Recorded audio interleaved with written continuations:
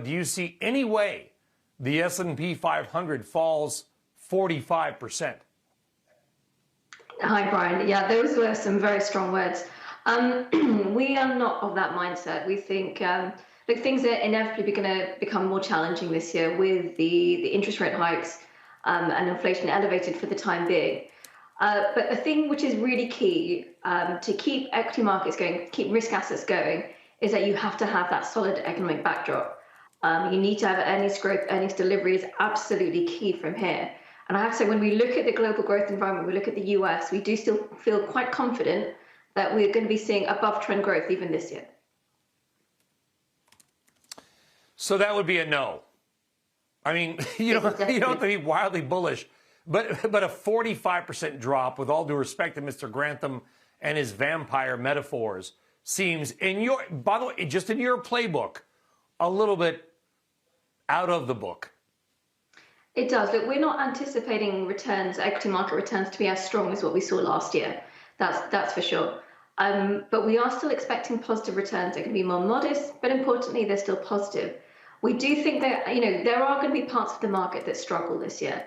And this is where we need to start thinking a little bit more about what is driving the market, what are the key concerns and challenges, where are they going to be coming from?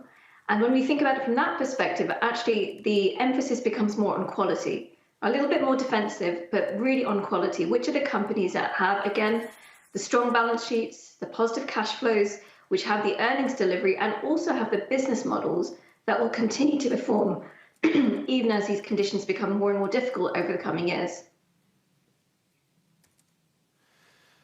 Do you see the market rising this year and I'm speaking about the U.S. macro stock market? Forget about a 45% drop, Seema. Okay, we've established that's a no.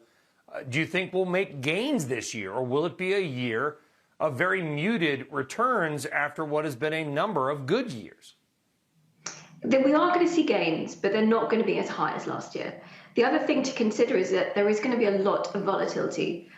So I would expect a lot of headlines which are going to be at moments quite frightening, but we have to keep a view on what are those underlying fundamentals and maybe start taking a slightly longer term view, because that's going to be key. Otherwise, investors are going to keep being whipsawed here and there, and you can end up losing out on potential gains by stepping out of the market, probably some of the worst moments.